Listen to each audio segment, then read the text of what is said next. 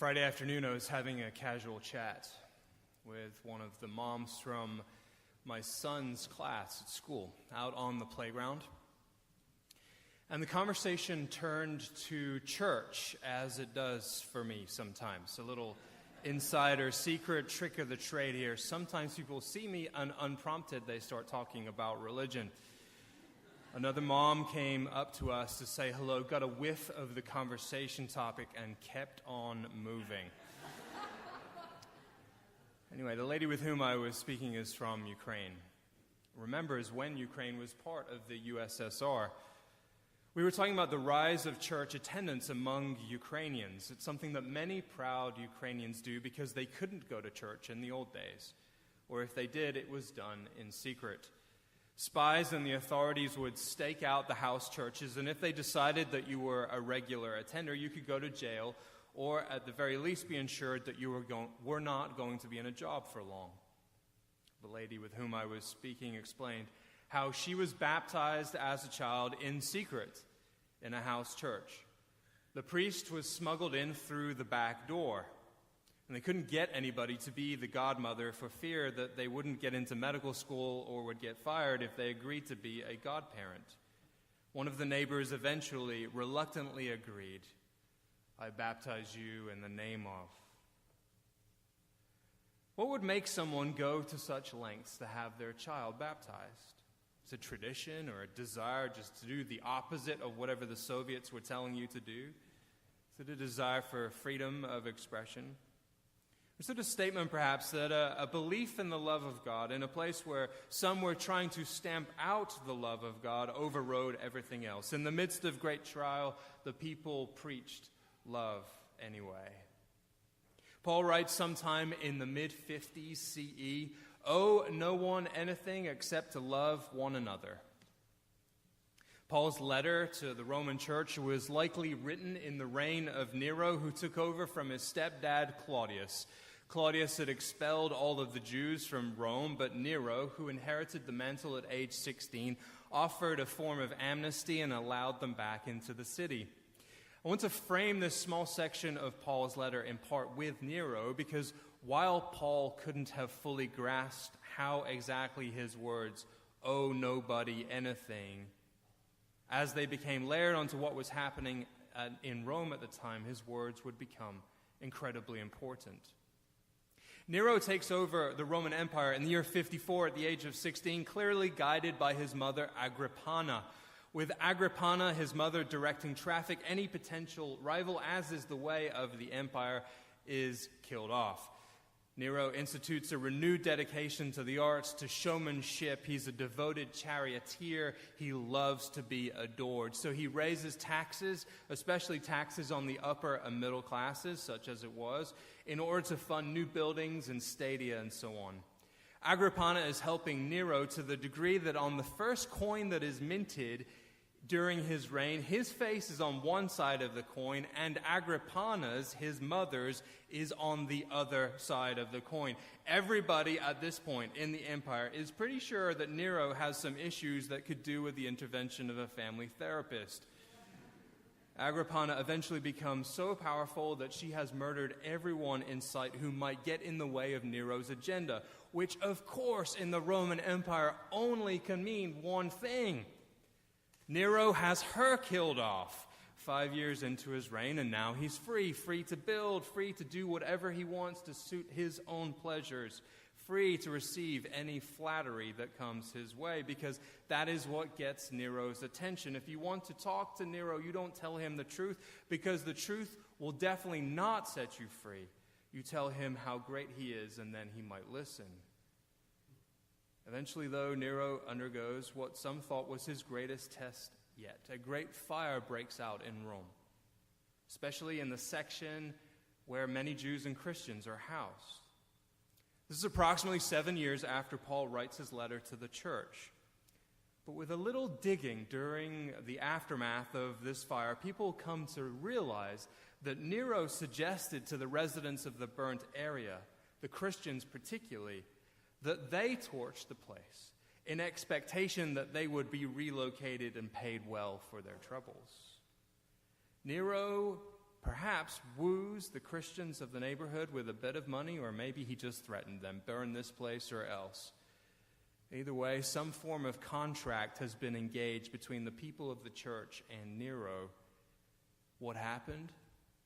The neighborhood burns. People figure out that it was Nero who orders the burning. Nero cries that this is an outrage. He blames the Christians and the Jews for crimes against the empire and has the perpetrators of this crime burnt for their sins.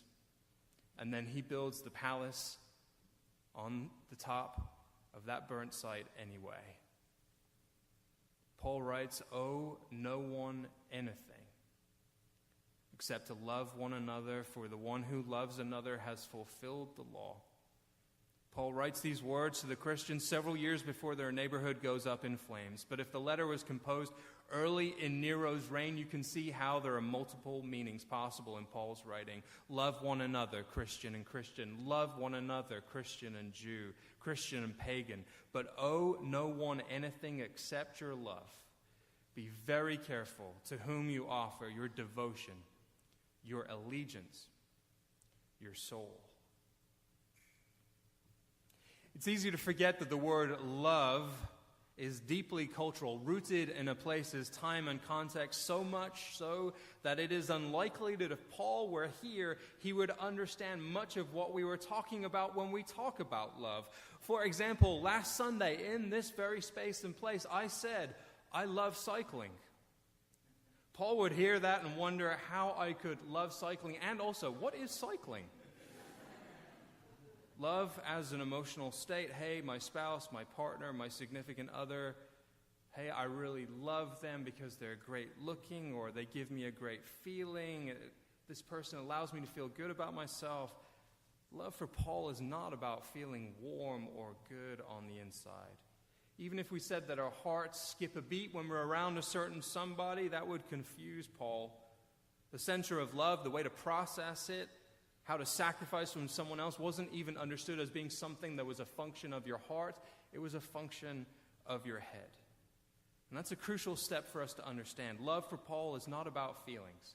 It's not about your emotional state. Paul would take his cues undoubtedly from what he believes God's love is like. It would actually be troubling, I assume, if God loved us only when God felt warm and fuzzy about us. What we affirm in this place is that God loves each and every one of us, no matter who we are or where we are on life's journey. And for some of you this week, at some point or another, those of you who decided to get on the turnpike or the parkway, a mutter, shout, eye roll, curse, or signal with your window down, do you live with the expectation that God's own self was nearby, feeling warm and fuzzy about you? Do you think God held God's own heart in wonder and praise when you believe that you were far too busy to help the person asking for your assistance if you were actually just late to get a haircut? Divine love had better not be a simple matter of feeling warm or good. Paul and the New Testament authors understand love first and foremost as an action. It is an action rooted in promoting another's good. That's how we find encouragement in the New Testament to love one's enemies. The confusion in our culture about such love comes about because we might feel we ought to change our attitude about the other person before we act to assist them, when in fact the assisting, the doing them no harm is at times, and there's a whole bunch of qualifiers here, assisting them may lead to a change in emotional response after the action. For Paul, it is the action that does the leading because God loves us first. I think this is why when you add it all up, Jesus doesn't preach about love very much as far as we know. He preaches about what love looks like in action, when love is acting, when love seems like the most appropriate mode of action, when love is what you have and sometimes all you have. Then Jesus' sermons and parables begin to click a little more easily. Jesus says, pray for your enemies. This is not a meditation exercise. Jesus says we are called to be salt for the earth, spice for the community, hot sauce for the neighborhood. That is not a private enterprise. In 2012, many of you, I was not here yet, many of you were dealing with Sandy. In Hoboken, immediately after Sandy had come through, an aging woman was interviewed on the television at a temporary shelter. The reporter asked if she had any news about her home yet, and she replied, "No, I don't. It might be gone, but I have no idea. But everything will be fine." The reporter says to her, "It is amazing that you are so calm, you have such courage." And the woman went on to say, "Many years ago, my son was killed in the war. A few months later, my husband died, and that's when I discovered that when they went to be with God, God came to be with me. God got me through that. God will get me through this. Everything will be fine." Looking at pictures of Barbuda, that is hard to believe. Seeing the aftermath in Harvey in Texas, the impact of Irma in the Caribbean, everything will be fine seems cheap. Knowing the friends and family in Florida have been scrambling for days, everything will be fine seems too easy. Our friends who live in Tampa, they were taking people in a few days ago because they assumed that they would be safe. Then they made a run for the East Coast yesterday because now their home isn't safe. They seem to have taken on that line themselves. We appreciate your prayers. Everything will be fine. That may be better than despair, but perhaps it's also because these kinds of events do throw certain things into relief. When it comes down to it, people are shaken into a single common purpose. The tales of neighborliness become abundant. The store owners who become shelter providers. Down in Texas, the TV anchors covering the story became rescue workers. The fishing boat owners became Coast Guard search and rescue operators. It's so bizarre to acknowledge that given the way things are in our country, that there are, to my knowledge, no reports of anyone asking someone else in trouble who they voted for before deciding whether to help them. We all can be amused by the video put up by a woman named Viviana Saldana, posted a few clips on social media of her husband diving after and catching a fish in their own living room. Their house is ruined, they got no power, but the fish were coming to them. They celebrated that dinner was served. Everything will be fine. People have gone through all manner of tragedy. Others of us have been paralyzed by the knowledge that others are suffering and we're doing fine, so how should we carry on now? Even in Houston, some folks are back to eating out and staying in their homes at night while others are feet underwater. How can we say everything will be fine? Paul could not have anticipated exactly the way Nero would have become the monster that he did. He could not have anticipated all of the problems Roman Christians would have faced. Not exactly, but with Nero and his mother and Claudius before them and Tiberius before Claudius and Augustus before Tiberius, the warning signs were all there. They were all there, but Paul preached love anyway. Ukrainians under the Soviets decided in their own way in house churches and in secret meetings that they were going to preach love anyway. And Texans suddenly under great duress and under intense pressure decided to preach love anyway. Of course, what might get lost in the simplicity of my friend's story about sheltering first in her house and then on the other coast with the people that they were helping initially is the mutuality of the relationships. Our friends are preaching love anyway. And that bruised and battered lady who'd lost her son and husband and perhaps her home after Sandy, she decided to say that everything would be fine because she wanted to preach love anyway. And so we, as we begin this new program year at Union Kong, with all that is happening in the world, offering our prayers to the north and to the south and to the east and to the west, may we make that claim among us today.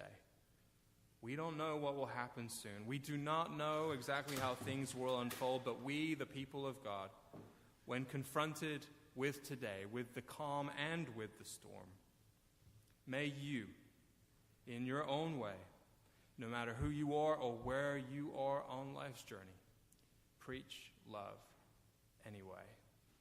May God's peace be with you.